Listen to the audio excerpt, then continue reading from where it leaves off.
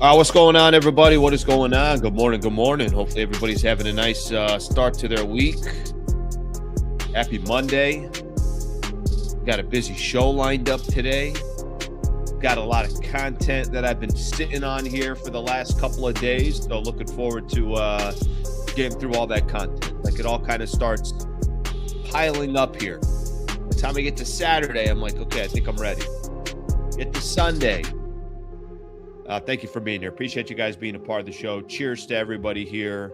Got a guest today as well, so a lot less me, which typically does really good for the channel. That's what I've noticed. We've done a lot of research on this. Man, is the research supported. Less Sliwa, more views. All right, here's what we got going on for the show. Quick rundown for what we got going on today. Again, hopefully everybody had a nice weekend. Shout out to the members. Last week, what was it, on Thursday, we did a member show.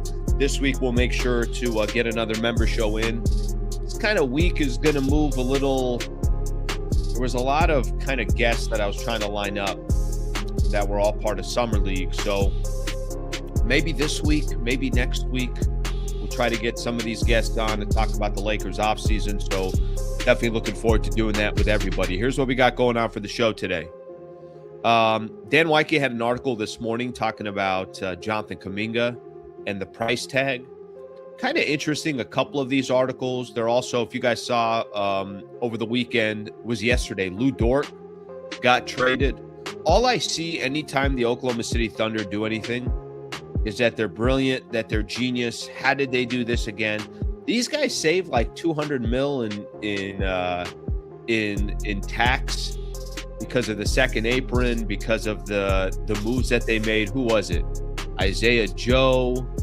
I'm drawing a blank on the other name, but how the Lu Dort impact, how that trade could impact the Lakers and this Jonathan Kuminga negotiation. I saw some stuff in there as well about, hey, actually the best asset that the Lakers have, it's not trading Jarred Vanderbilt, it's actually trading Jake LaRavia, because he's on an expiring contract worth just $6 million, where Jarred Vanderbilt you got for 2 years, 24, 25, something along those lines. We'll talk about that.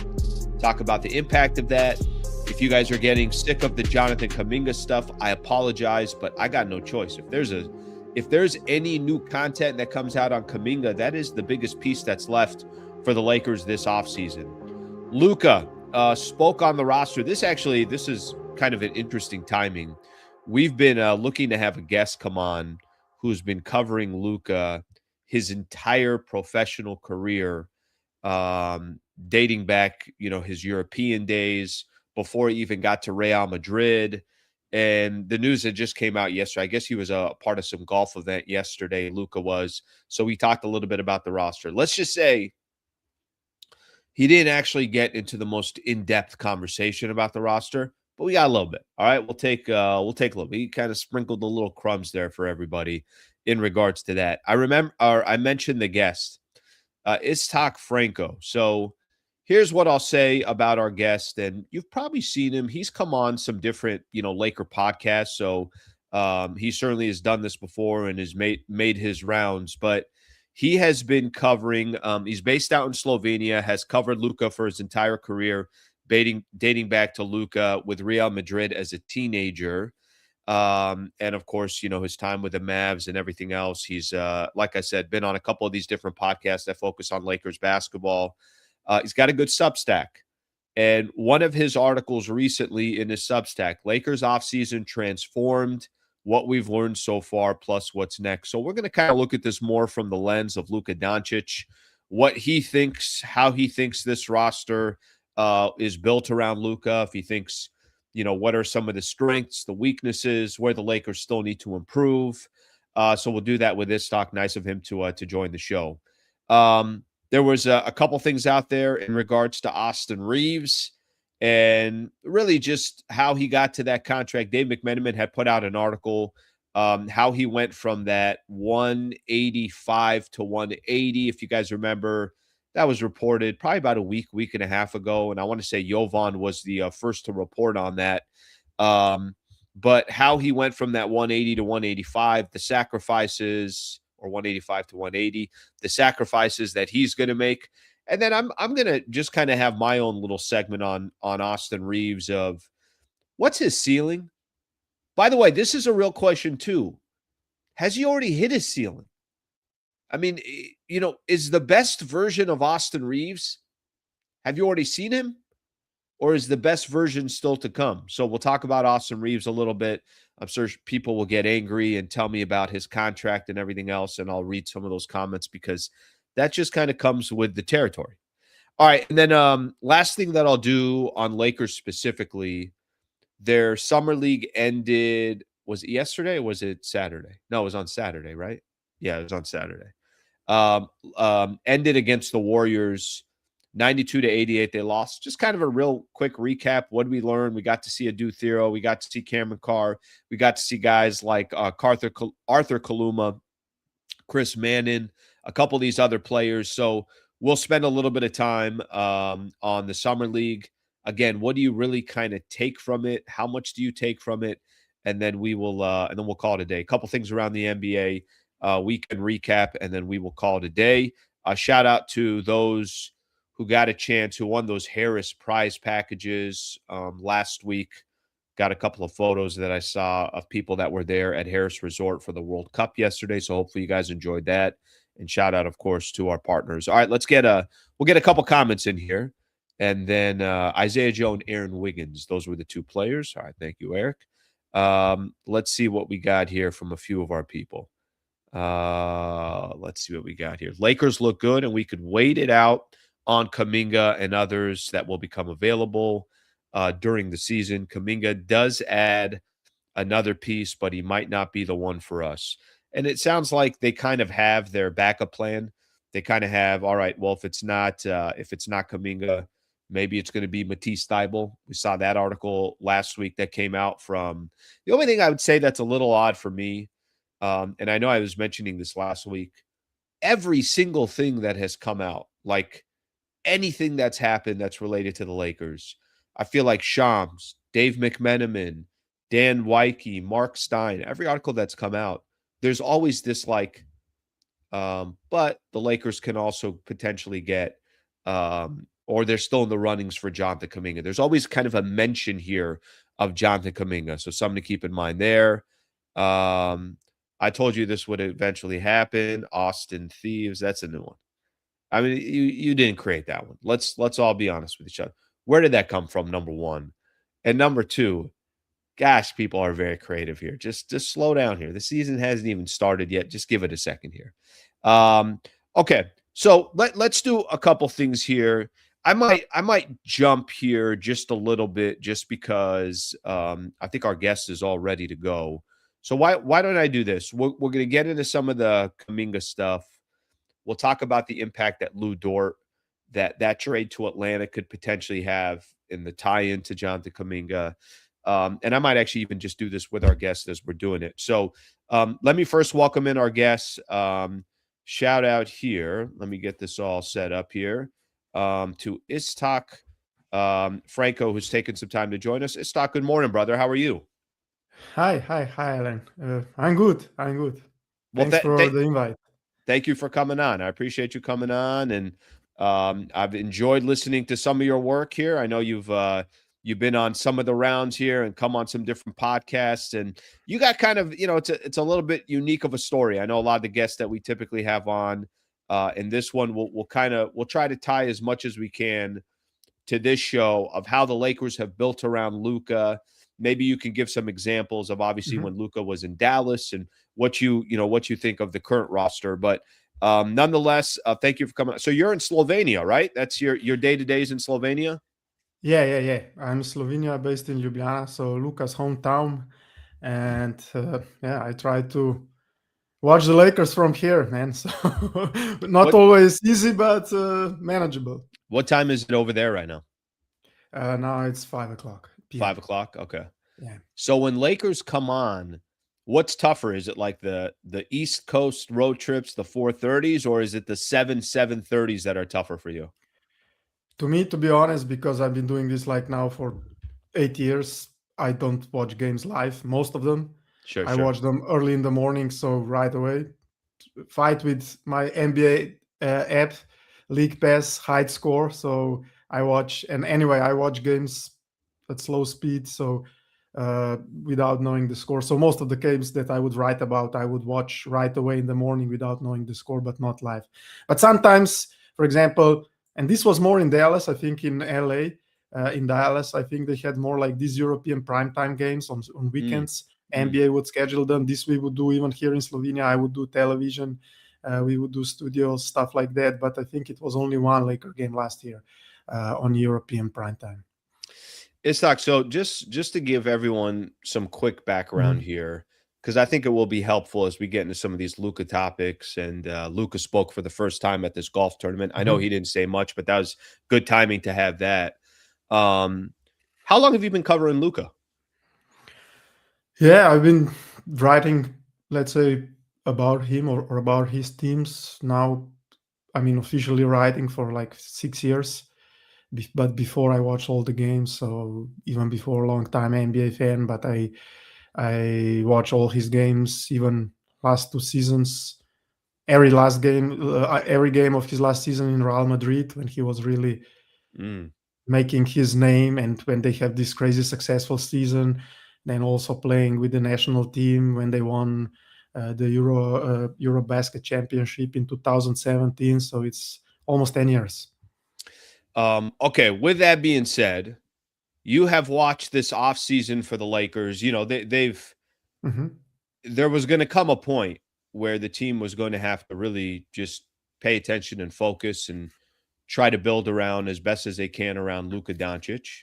And it is a completely different team. And you put this, so just to kind of promote here, your Substack here, Lakers off. No, of course. I mean, absolutely. I mean, Lakers offseason transformed, what we've learned so far, plus what's next. So from your perspective, kind of trying to look at this team from a Luka Doncic lens.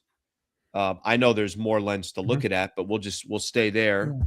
What do you think? What do you think of this offseason so far for the Lakers, and how do you think this can be positively or negatively affecting or complementing, I guess you can say, Luka Doncic and his game? Yeah, I mean, I started even before this. I think it was right after the season ended, at the beginning of the offseason. I wrote a piece which was titled "When Will Luka Era in LA Officially Start?" And in that piece, I toyed with the idea, or let's say I threw out the idea that the era cannot start until the LeBron era ends. And I'm seeing all these fan of Luka, of LeBron, I don't know, of Kobe. The Lakers Twitter is like intersection of all these personalities. And I didn't want to really take a stand. I think for me personally, watching LeBron up close with Luka last year and a half was great experience. And I think he's a great player. But I think to me, just seeing this team, watching this team, the dynamics of the team, even the fit on the court, I think that was needed if you really truly want to build a team around Luka. And apparently, I think the Lakers' decision making, let's say, brain trust, had the same feeling, and this was really how it started. And what they did, the transformation, I think it caught us a little bit all off guard how drastic it was. Sure, I agree. So, but going back to your question, how does it feel? And this is something that I wrote also in this piece that you mentioned. Is I think it has a making of a Luka type team, but not only Luka type team. I think also JJ type team. So I think these two personalities, I think together, I think you can see imprints of both. It's very offensive-minded team. I think it's a team. It reminds me a bit on some of Luka past Slovenian teams, even Dallas teams, where I think maybe the talent or the names are not at the same level as, I don't know, their opposition or their, let's say, the best competitors. But I think we'll be a team where everybody knows their role, very connected, very together. And I think it will be a team that I think Luka will have fun playing with. It's interesting you said the JJ piece, that it also kind of matches that. Yeah, I think that's a good observation, because I think right now it's so easy to say, hey, that's it. Everything's got to be around Luka. Everything's got to be around Luka. Mhm. But I think a good observation is, like, they feel like they got their coach too, right? And I don't think JJ Redick is going anywhere anytime soon. And I know, some people can react right after games and they could say, well, why JJ do this? Why JJ do that? But I Mhm. think overall, I think with the roster that they've had, the tough Western Conference, incomplete roster, if you want to call it, injuries, he's had two really good Mhm. seasons. So I like that observation from there. Let me ask you. I know this was asked a lot about, and I also think it's interesting you Mhm. said that maybe they don't have the names, but that doesn't mean that's not a roster that doesn't, can't Mhm. work together and fit together. And good for the Lakers, because I think a lot of times Mhm. they just go after names. So at the end of the day, Mhm. as long as it works, that's all that matters. What do you think of the Walker Kessler fit? I think that's, an interesting conversation there. And it's not apples to apples of what he had in Dallas. This is a 7'2" center.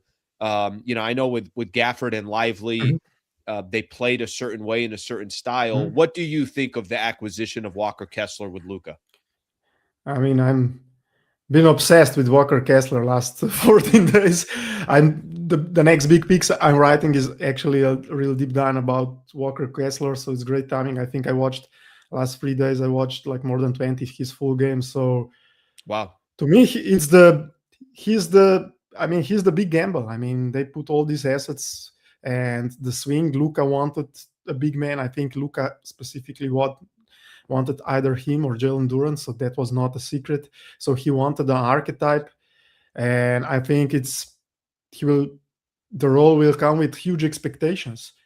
When you said he didn't maybe had something similar in Dallas, I think Derek Lively to me was the best possible fit or the big man to pair with Luka Doncic. Healthy Derek Lively as a rookie, he was amazing. He is like such a high IQ defender, athletic, long, can catch lobs, but really such an intelligent, mobile, flexible defender. Unfortunately, that story for Luka in Dallas ended, and also Lively had a lot of problems with injury.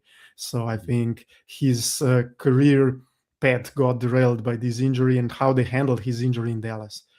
As for Kessler, I think he's of a similar archetype to Lively, but a little bit slightly different flavor. So he's not as athletic, he's not as a high vertical threat that Lively was, but he has some similar traits in terms of IQ, in terms of motor, in terms of willing to play. And this was the big problem last year with DeAndre Ayton.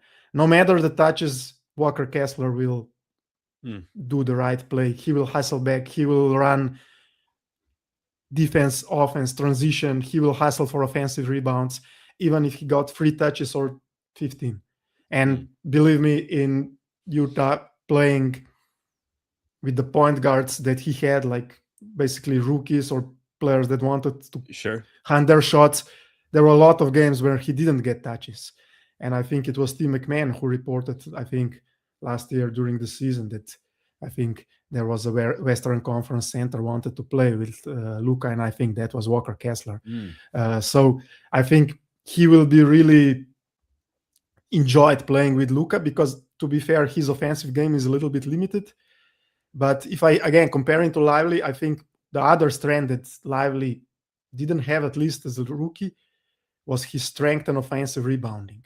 Lively, Kessler, he's a elite offensive rebounder, and this is how he can again punish mismatches, punish switches, and how he can add a dimension that the Lakers didn't have. So I think uh, a lot. I think Kessler, how this trio with Austin Reaves, with Luka works, this is how we'll define this next era. But I think it was a gamble that the Lakers had to make. And I think it has the ingredients, if he stays healthy, that it could work out. You said that a lot of this footage that you watched, I'm curious, defensively, what did you make of how he was on the defensive side of the ball? Because I agree with you. I think naturally his offensive numbers are just going to go up. just based off of you got two real ball creators. I mean, just think of who was running point there or who was in their backcourt to Luka and Austin Reaves. Again, this is more offensive, but defensively, what did you make as you kind of as you dove further and further in? What did you make of Kessler? Yeah, I mean, because the obvious part that stands out in the data is just rim protection numbers, where he has been among the best in the NBA in terms of opposing field goal percentage, in terms of deterring shots, how he reduces the amount of shots the teams take in the paint. So that's the obvious part. But to me, what stood out on film was what I said before. I think his real high IQ and willingness to do the right play all the time. And again, if I go back and I don't want to, kick that DeAndre Ayton can even further down the road. But I think what stood out to him is like his motor, his willingness to do several plays on one possession. Because, for example, if you watch DeAndre, he would contest shot, he would try to block a shot, try to go for rebound. And then the second, third, fourth effort that is often needed, especially against great offenses, wasn't there. And I think Walker is really, in that regard, he's like high IQ, low maintenance, but also high motor defender. And I think this is something that to me really stood out positively. So his willingness to help, to collapse in the paint, to make the rotation, he always kind of looks like to make the right play. And I think this is a part that JJ will love. Yeah, I think Iztok, I think, you mentioned Ayton a couple times there, but I think that's important to note because I think a lot of people did watch Ayton throughout the season, and it's almost like Ayton wanted you to sign a contract before the game started and say, hey, I'm willing to do A and B, but I got to get this many looks. I got to get this many touches. And I think it only came probably in the month of March where I felt like for the first time, Ayton started just saying, hey, this is my role, and I'm just going to be a role player for the Lakers. And, obviously they didn't take too much of a risk. It's okay. They ended up using him in a trade. No harm, no foul. It's not like the Lakers had to pay him $35 million. But Kessler is where their big investment went into. And I do think that's positive. And I do think, Kessler had said a couple of things that because of how the Lakers did invest into him, that it sounds like this will be barring injury, and hopefully he's healthy and he's good to go. And it sounds like whatever shoulder injury that he had, he's 100% back in, that this could have a huge impact. But I think it's fair for you to say, look, there's some risk in this. They gave up a good amount of draft capital, and that's a lot of the stories that I've read. A lot of people have kind of talked about that. So I think all that is completely fair. But I think most people are really looking forward to the Kessler front. But I was curious, what you thought of Kessler specifically with Luka. And it sounds like, your assessment here is pretty positive that these two can work well together. Yeah, I think, like you mentioned, I think Luka likes to play with a specific type of a big, and I would call it like a low usage in terms of overall shots and touches. And this was where the Ayton, and it's not neck against him, he's just different kind of player. He's a player that enjoys scoring, enjoys touches, enjoys shooting. So that was one of the friction point, I would say. So, but Kessler is happy with low usage. But on the other end, this is usually strictly in terms of NBA definition of touches, shots, stuff like that. But in the other end, you need to have like high usage or high involvement in the offense and also defense in terms of setting screens, in terms of hustling. And I think in that part, I think what I watch from Kessler right now, that's, I think, the part that I think we really fit well. Maybe, as I said, he's not the optimal athlete in terms of being the explosive leaper. He's a little bit limited otherwise offensively. But I think Luka, how he manages, how he handles his bigs, will get him the right looks, and I think they will really enjoy playing with each other. And I think defensively, like we talked, having a player that can be the backbone of the change, the difference maker on defense, I think it's really important when you build a team around Luka and Reaves, and I think Kessler has the potential to be that. One of the big stories so far this summer for the Lakers has been about Jonathan Kuminga. And I'm gonna just kind of give a couple updates here, and then I want to get your opinion. As much as you said that it's so important to building around Luka, there's certain players that you have to have stylistically, and I'm curious to get your thoughts on how important you think Jonathan Kuminga is to bring in the fold to the Lakers. But here's the latest. We saw something this morning, so I'll just kind of go through this with you. So Dan Weike wrote an article for The Athletic. And just kind of the latest on the Jonathan Kuminga front. He said Kuminga still on the Lakers' radar. Negotiations have slowed down considerably. And this could also just have a lot to do with the LeBron factor until, LeBron makes a decision and what kind of impact that could have. If LeBron doesn't go to the Cavs, does it mean Kuminga goes to the Cavs? If LeBron does go to the Cavs, does it mean it gives the Lakers a better shot? But here's what it says. Lakers don't want to give up significant draft assets in a sign and trade for Jonathan Kuminga. We know they don't have that many assets to begin with. Kuminga is still viewed as the biggest remaining upside move that the Lakers can bring to the table. They're also kind of hoping if his market stays quiet, the Lakers could revisit talks later in the summer. We mentioned that the Cavs are the only other team reportedly linked to Jonathan Kuminga. And then Matisse Thybulle could be a backup plan as the Lakers continue to monitor the situation. How important do you think it would be for the Lakers to get their hands on Jonathan Kuminga based off of Luka Doncic, the style of play that they're trying to play, JJ Redick, who you complimented a little bit earlier? How important do you think Jonathan Kuminga would be? I think it's important in terms of, because if you look at the roster, there is one clear hole now, and I think that's the starting wing, starting power forward, however you want it. I think the positions in NBA are a little bit blurry at the moment, but I think they miss the somebody to start next to Luka. Grimes, probably, I assume he will start Reaves and Kessler, because if not, if you are, I don't know, if they promote Sandro Mamukelashvili to be the starting four, then I think everything cascades down and puts players into roles and minutes that they might be not best suited to play for. So I think that's why it's important, maybe not Kuminga per se, but just getting a starting power forward. I think one of the other names that I watch a lot that was mentioned or is mentioned is PJ Washington. I don't know how realistic is that, but with the last trade that happened, I think Dallas added just another forward in Reza Share, so they have a lot of force, and I think PJ Washington's roles and his fit with Cooper Flag is not ideal in my opinion anyway.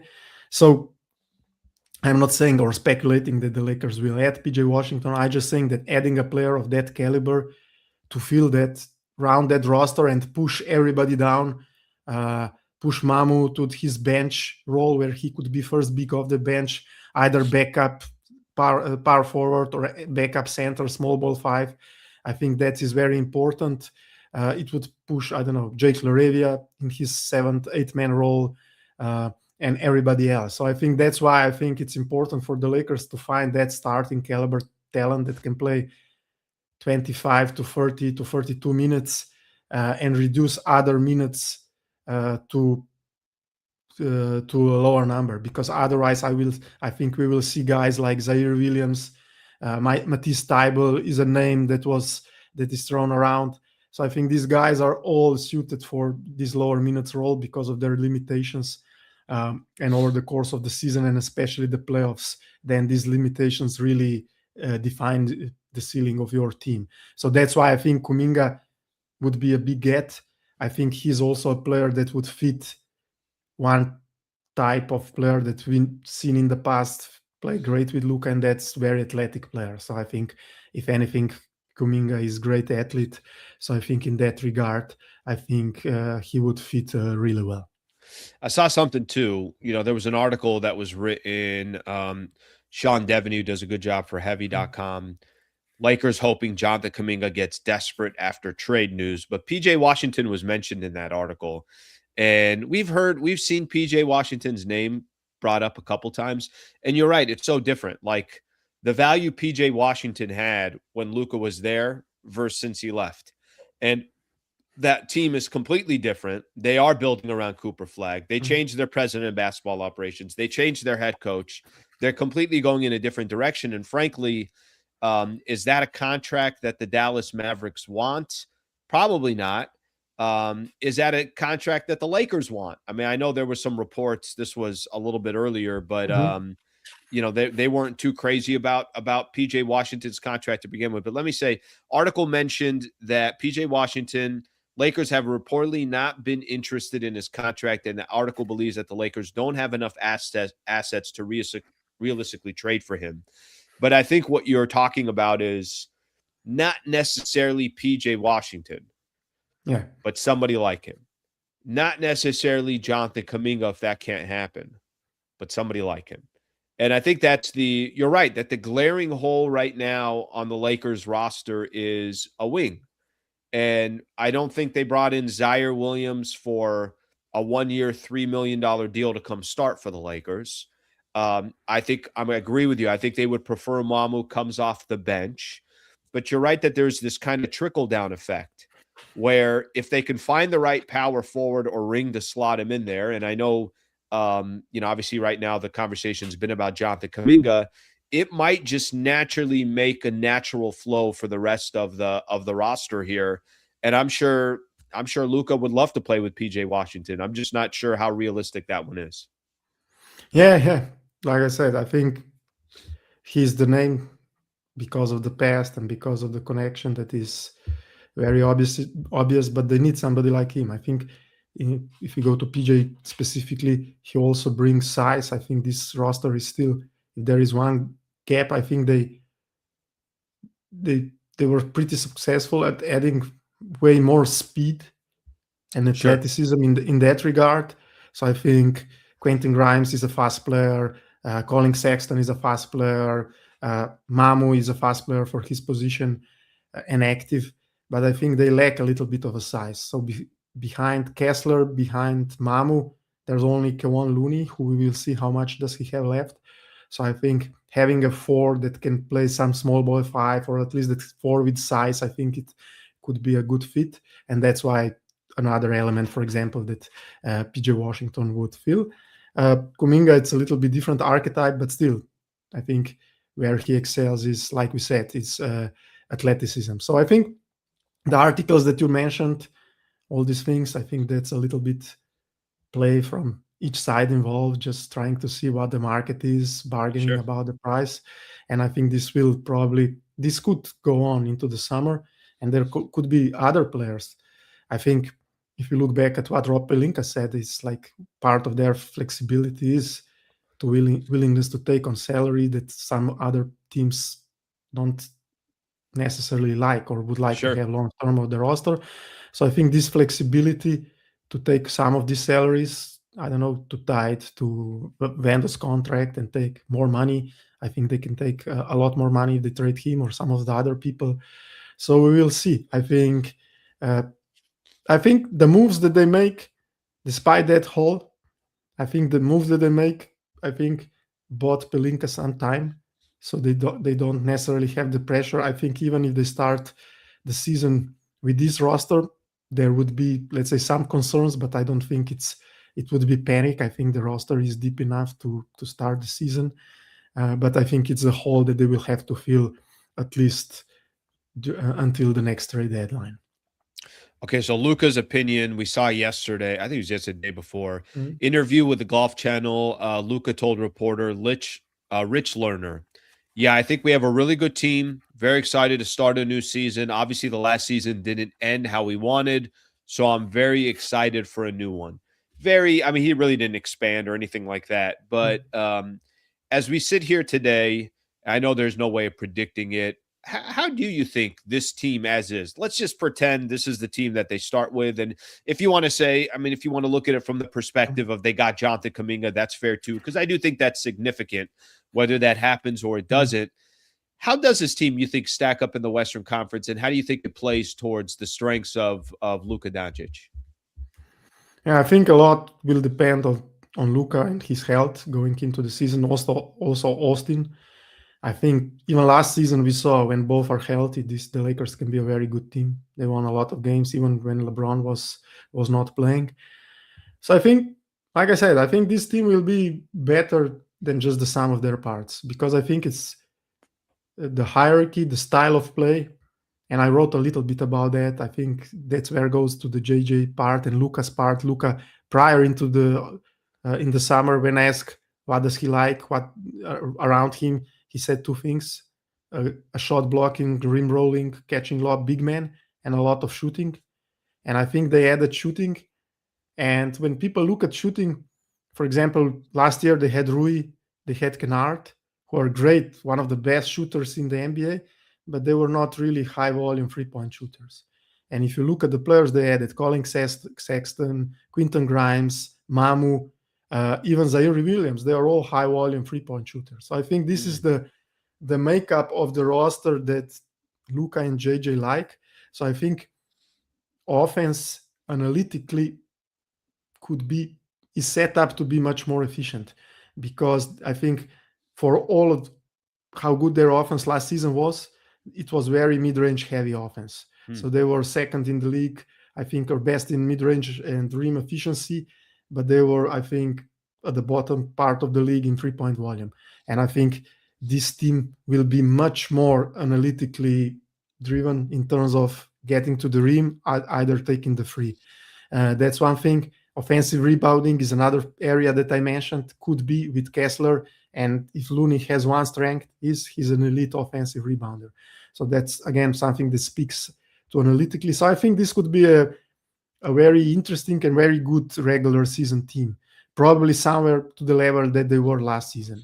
As for the playoffs, I think they are missing a piece in the starting lineup, Sure. especially defensively, athletically, than to really compete with the best.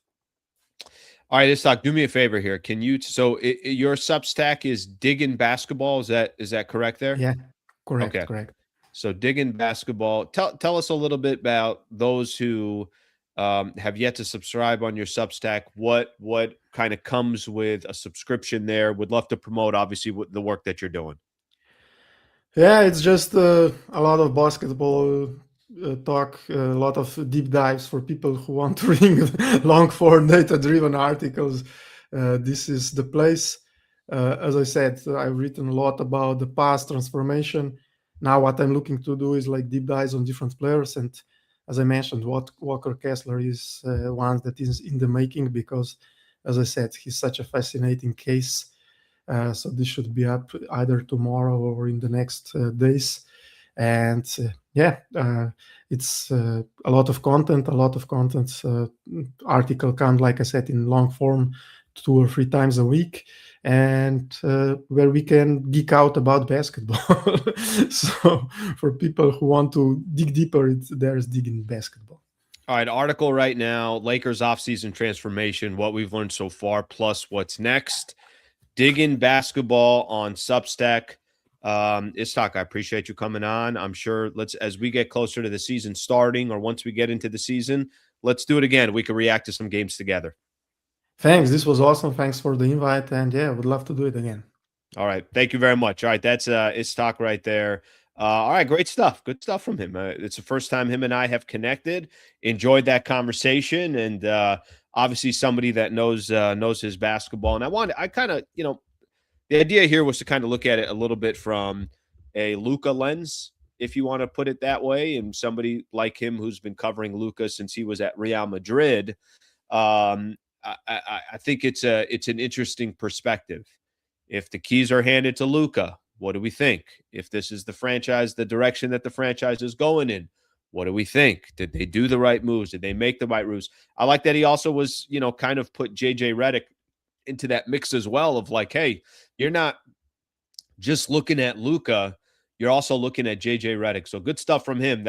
I'm glad we were able to set that up and have that conversation with him. All right, I'm gonna take a look at a couple of the comments. I'm gonna go back into he had come on a little bit earlier, so I didn't want to just have him sitting there for 7-8 minutes in the queue. So I just figured we get him on. I do want to talk Kuminga and the Dort impact, that trade. I want to spend a little bit more time there. And before I do so, let's take a look at some of the comments here. All right, let's see. What do our people got to say? What do our people have to say? Let's see what we got here. All right, like I was a point about Lakers becoming a high volume 3-point team. Yeah, that's by the way, if you look at the players that he mentioned too. Here's my only concern with the Lakers, and I think they will address this.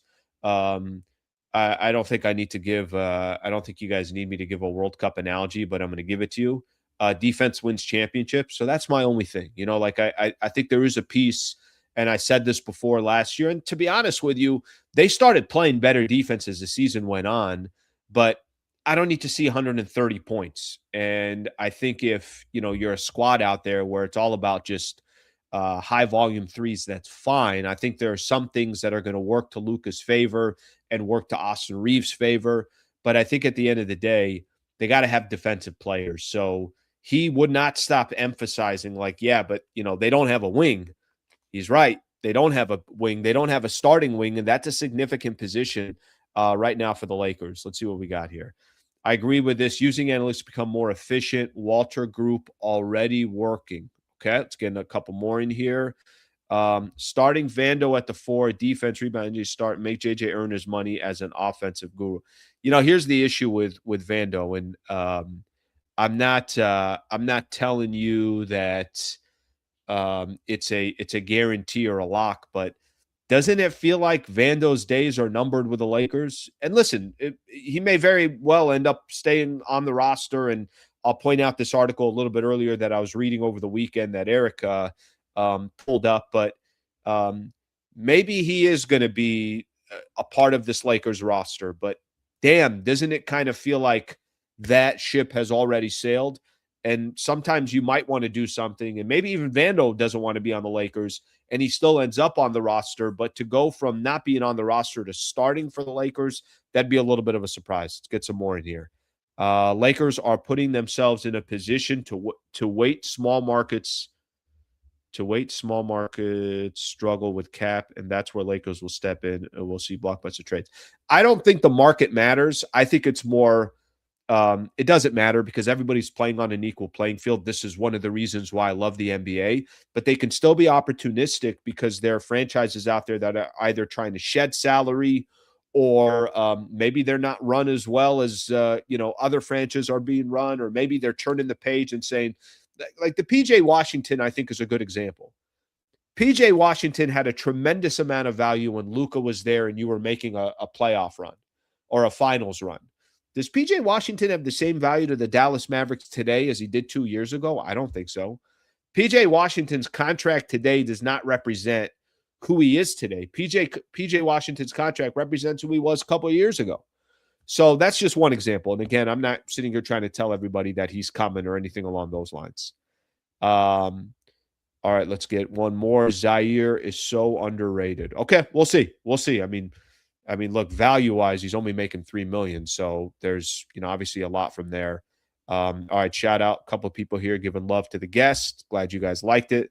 That one is Eric, who produces the show. That was all him. I had nothing to do with it. So, okay, let's do this. I do want to go back to the Jonathan Kuminga stuff because that is kind of still driving our offseason right now, and there's more conversations there. So I want to go into kind of the specifics of this Dan Weike article. So we're going to do that in just 2 seconds here. Before we do, let's give a shout out to one of our partners here. Shout out to Brad Wallace and the Wallace Firm. I think he's coming on this week. I got to reconnect with him this week.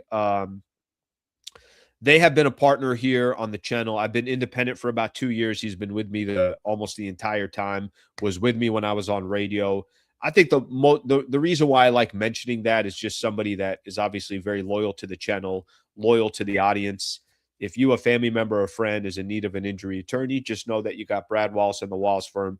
They can help in any possible way.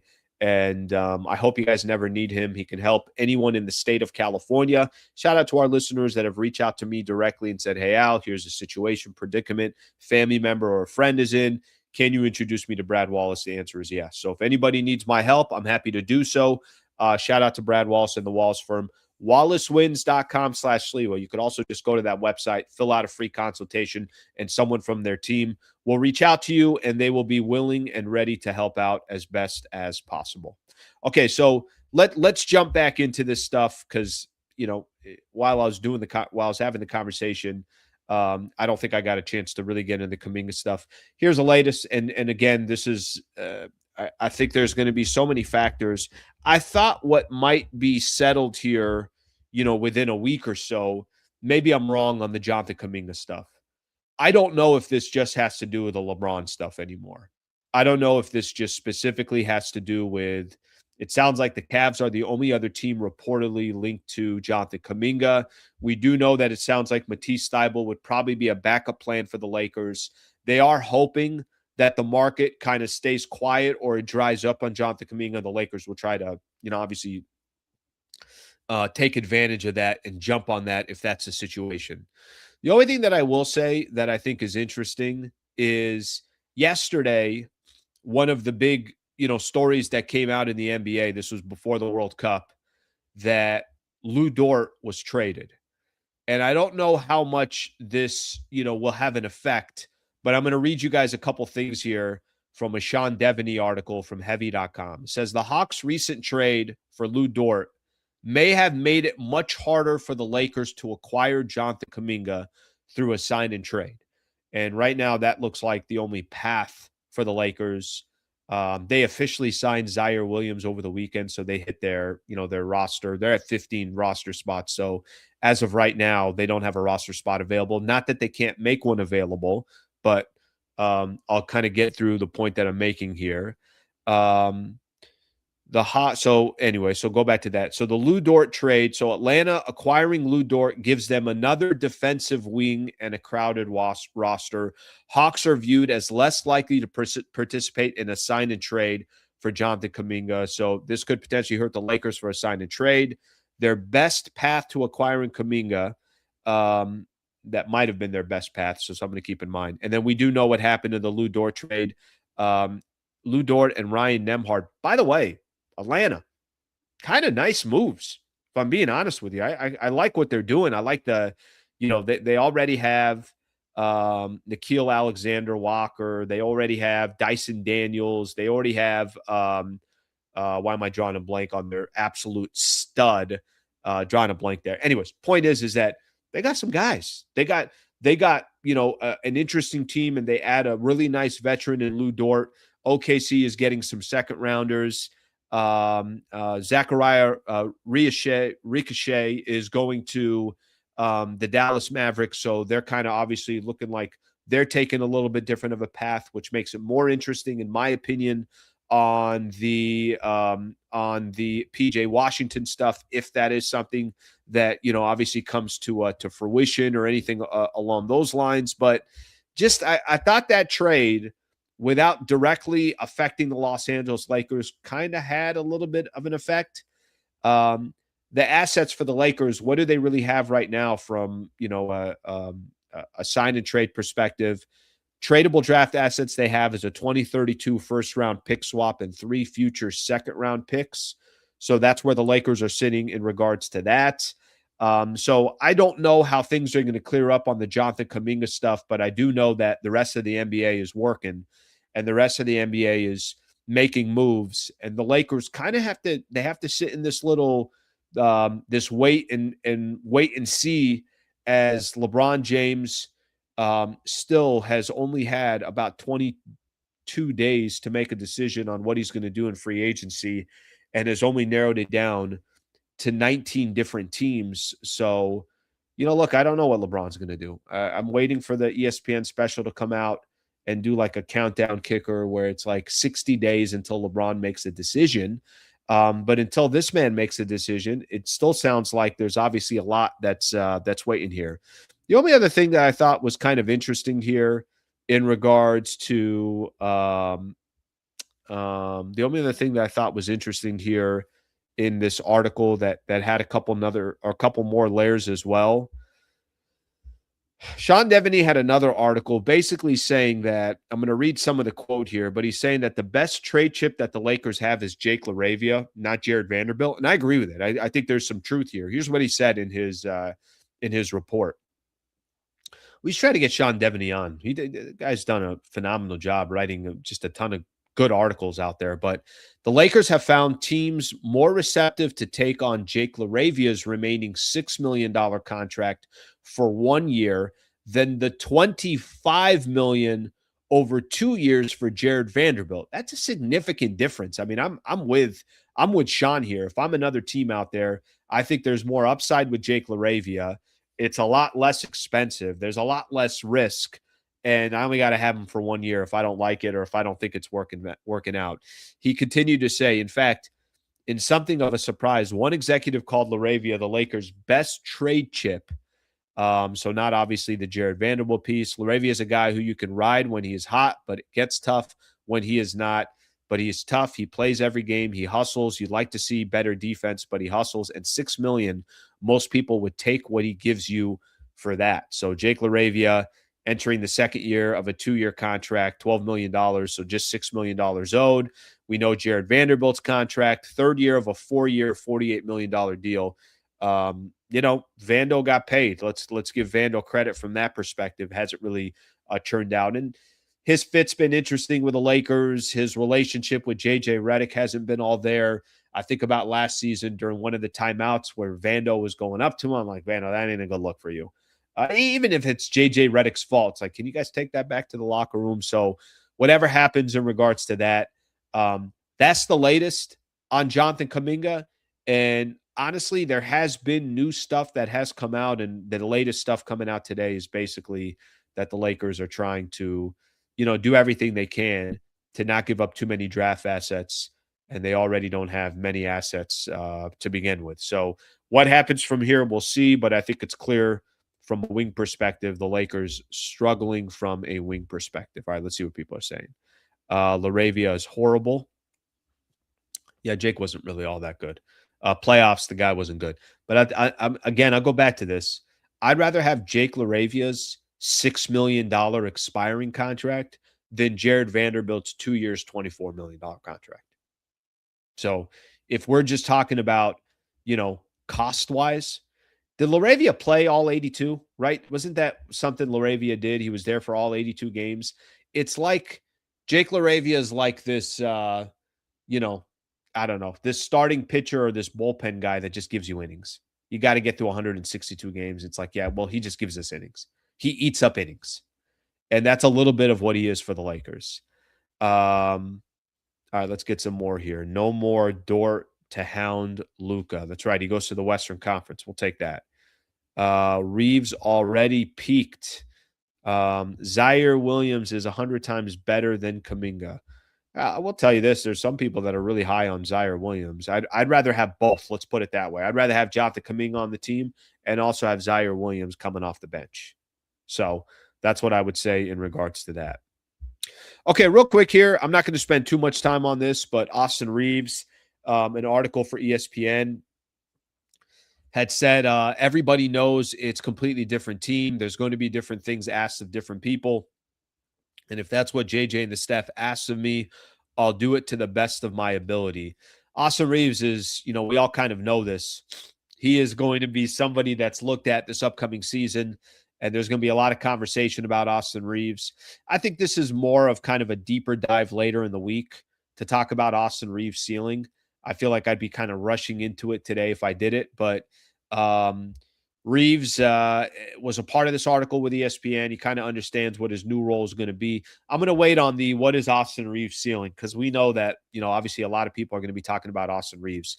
I would rather just real quick hit on the Summer League, go to NBA news, and then we'll call it a Monday. Lakers lost in Las Vegas. They lost the Summer League semifinals on Saturday. They lost 92-88. 6-2 overall, including the Cali Classic and Las Vegas or the Vegas Summer League. I think my overall thoughts, I never want to make too big of a deal about the Summer League, nor should we ever make too big of a deal about the Summer League or get too excited about a player and say, oh my gosh, Adu Thero, look what he did in Summer League. That means he's going to kill it once the regular season starts. Or Cameron Carr, look what he did in Summer League. And because of that, watch out. Or Arthur Kaluma, I'm going to be honest with you, I think it would have been cool to try to get, him on a two-way or something along those lines. We'll see what happens. But I think overall for the Lakers, I enjoyed watching some of these youngsters in Summer League. And I think there are a lot of these guys, obviously a lot of these guys where you can look at and you can point at some of their strengths. I mean, Kaluma, what he averaged? He averaged just over 18 points, shot 50% from three. Obviously there's a chance for him to potentially get a two-way contract with the Lakers, which I think there are a lot of Laker fans that want to see. But the only thing that I will say, and it's tough with this, it is a difficult one to watch and say to yourself, okay, because I saw something in Summer League, it's going to translate into an NBA regular season or postseason or an 82-game grind. But Lakers are going to have some decisions coming on the two-way contracts, and I think that's going to be interesting, and that's the whole point of Summer League. And that's, I think, what gets a lot of people excited about Summer League is it gives a lot of people an opportunity to see some of these youngsters. Don't worry about, Cameron Carr. Don't worry about Adu Thero. These are guys that are going to be fighting for playing time when the season starts. Whether they'll get it or not, we'll have to wait and see. But there is definitely going to be a handful of players that will be rolling up their sleeves and trying to make a name for themselves. And Summer League is the way that happens. So I thought the Summer League was fun. I thought it was exciting. I thought it was nice to see some of the young guys. There was a lot of positive stuff written about Cameron Carr. A lot of people came out. He has such a natural flow to his game, very comfortable.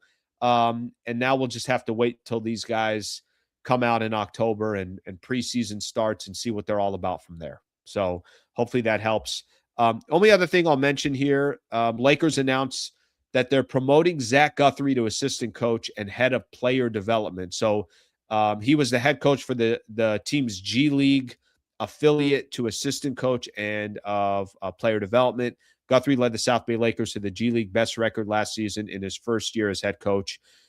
He also coached J.J. Redick as a player at the Mavs organization from 2020 to 2021. So he's going to be getting some opportunities here, which I think is going to be, obviously exciting for him, and we'll go from there. I'm not going to make too big of a deal of it, but you guys, obviously understand how some of that stuff works. You kind of get a chance to earn your stripes here in the Summer League, and it's not just players. Sometimes it could be coaches that get their opportunity as well. Wherever it goes from there, it goes. Okay, real quick here, a couple things on the NBA, and then we will take a look at a couple of the articles or a couple of your comments today. Thank you all for being here. I appreciate you guys being a part of the show. Do me a favor, if you like the channel, if you're feeling the content that we do Monday through Friday, just subscribe to the channel. That's all we ask. If there's anybody out there that you think would like the content, wants the content, please share it with them as well. And please like the videos that we put out there as well. See if, we catch that little YouTube algorithm here. There's an art to it. I don't know if I understand it, but I at least will chime in on it. Okay, a couple things here around the NBA. Let me just also, as we always do, our weekend recap presented by Brad Wallace and the Wallace Firm, wallacewins.com/Sliwa. A couple things over the weekend. I mentioned the Lou Dort trade, traded to the Atlanta Hawks in a 3-team deal. A quote from Sam Presti: "This was a financial decision.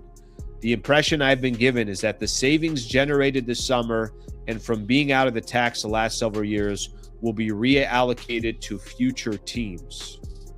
Okay? According to the salary cap analyst Yossi Goslin, there are 0 teams projected to be in the second apron this season. All right.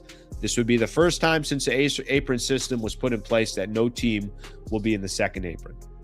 If you love your apron talk, that's the best I got for you. All right. If you were waiting 59 minutes for me to get into the apron, there you go.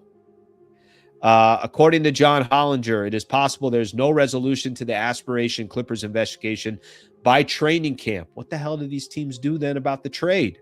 The NBA's collective bargaining agreement specifies that a cap circumventor case must be tried before a system arbitrator and then potentially go through an appeals process before any penalty can be handed down by the commissioner. Let me describe the aspiration, Clippers, Adam Silver, Toronto Raptors. Let me describe it all in 2 words. Shit show. Okay? If I was writing an article for the NBA, my title on this would just say shit show. That'd actually be a pretty decent thumbnail, if I'm being honest with you. From a YouTube perspective, that's a pretty decent one there. Can you imagine? So what did they do about the trade? Oh my God, this is just awful. See what happens. I don't know if that was going to happen. One quick thing on the recap, but we did mention the Warriors, the Summer League game over the Lakers, and then yesterday the Warriors won the Vegas Summer League 94-90 over the Grizzlies, which I think did just as good as numbers as the World Cup. I think it was toe to toe. I mean, I kept going back and forth. I don't know how you guys were doing, but I had to see that Grizzlies Summer League team. Obviously the other big news, Spain beat Argentina 1-0 to win the World Cup. Only the second World Cup for Spain. They won in 2010 versus the Netherlands. So they got 2 in the last, 15, 16 years or so. Boring ass game, but you know what? That comes with the strategy and all good. I don't mind kind of an ugly slugfest. All right, a couple comments here. Maybe Lakers roster depth can get Luka healthy through regular season. His legs tend to give out. He can play regular season in those heavy playoff minutes. His body tends to say no. Not necessarily. I mean, not in Dallas. In Dallas, the guy was, got to the Western Conference Finals, got to the NBA Finals. His numbers, as good as they were in the regular season, were actually better in the postseason. So not necessarily. It'd be interesting to see Austin get the attention now of the other team's number 1 and number 2 defenders. You're right there. I know some said he did last year, but not so sure about that. Okay? More pressure going on to Austin Reaves. They are clearly trying to figure out the punishment. Could be a good point. Maybe that's what it is. Let's see what we got here. LaRavia seems like he can sharpen his sword over the years. I don't mind keeping him as a rotation, deep rotation.